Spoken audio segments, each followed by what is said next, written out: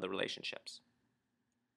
Underlying this idea of the 5 relationships being key to bringing about social harmony and order is the idea that self-transformation is a communal act. This is a quote that Prothero brings to light from Tu Wei Ming. And this is significant because you've got this other philosophy in Africa called the Ubuntu philosophy. It's based off the proverb Umuntu Gumuntu Gabantu, which is a person through other persons. So you cannot be fully human unless you're expressing your humanness within a social network. So to become human is to become social. To be fully human is to live in social harmony. And I think this makes sense in a large degree because as soon as we're born into a network of relationships. As soon as we're a child, you're even in the womb. You've got a mother, you've got a father, biological or societal. You might have siblings, you've got uncles, aunts, you've got cousins, you've got grandpa and grandfather, and you've got distant cousins and distant relatives, and you're born into a certain county, and you've got a birth certificate. And so it is true that to become human is to become social. So the idea that Confucius kind of cultivates is that, well, if being human means kind of being social, then to be fully human is to have harmony in all of our societal relationships. Now, as Confucianism developed, again, Confucius died, and so there were some questions that were left. And one of the ideas here, again, if we are to cultivate self-transformation and do that through our relationships with other people, through our social connections, the question arose, are human beings basically good? And this is a central question to the Confucian project, as it were, because if humans aren't good, then the goals of social harmony and political order could not be reached.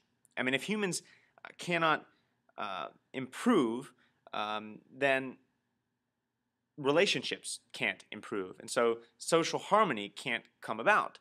And so the question was like, well, are humans even basically good? Are we cultivating something, or are we trying to change something?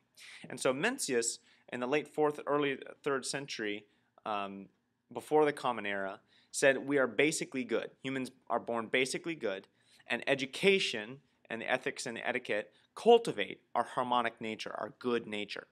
So they're not changing us, they're not trying to transform anything, they're just kind of bringing it out of us in a more natural way. Junzi, in the 3rd century, before the Common Era, said we're basically wicked.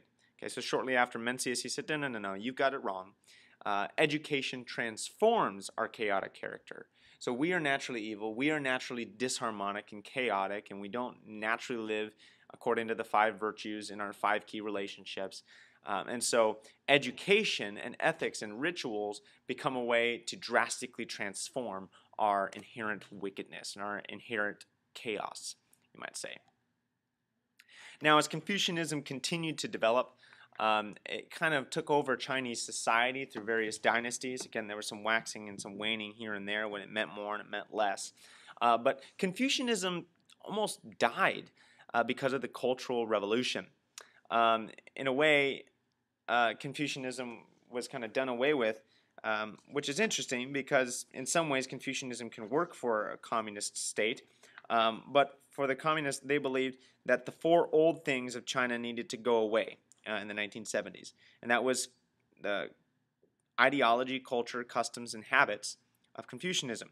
And they replaced them with their own proletarian culture, their own communist ideology, their own communist customs, and their own communist habits.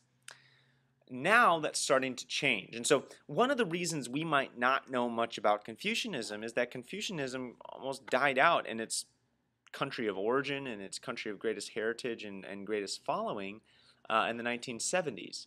But it's experiencing this renaissance and this rebirth ever since kind of the mid-1990s up until today. And now Neo-Confucianism is kind of on the rise and on the ascendancy, and it may even soon replace the Marxist-Leninism as the official state ideology of China. Again, it can work towards their system of government, especially when it comes to capitalism and relationships in capitalism. But only time will tell if it'll actually replace their Marxist-Leninist ideology or if it's just going to accent it. Now, Neo-Confucianism It's marked by significant borrowing from Buddhism and Taoism. These are two other predominant religion philosophies in China and East Asia. And so it's natural that you've got some sharing across the line here. And so there are certain Confucian principles to Buddhism. And of course, Taoism is kind of the partner, kind of the yin-yang partner of Confucianism, the balance between Confucianism.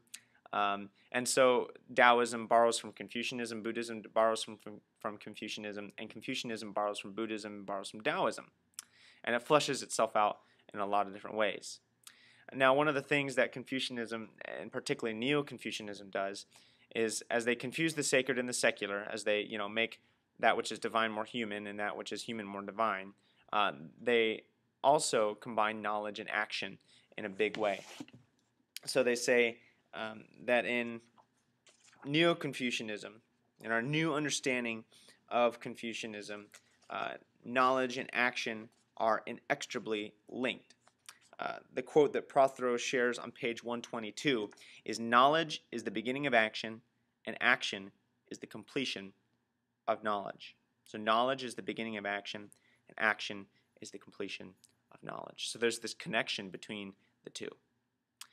The other thing, too, is as China and other East Asian countries kind of come into modernity, not saying that they're just doing it, but all of us are dealing with new technologies, new breakthroughs in science, new understandings of politics, and new understandings of religion, and new understandings of ourselves and our interconnectedness. They're kind of looking at all these advances in human society, technologically, scientifically, politically, philosophically, and they're saying, let's not forget community. Let's not forget that science and all of our scientific breakthroughs and all of our economic success and all of our political systems, all of our technological advances, that's not the stuff of humanity. To be human is to be social, and to be fully human is to live in right relationship with one another. And so they say all this other stuff is great, but as long as it adds to our community, as long as it helps us to be fully human by living in full community.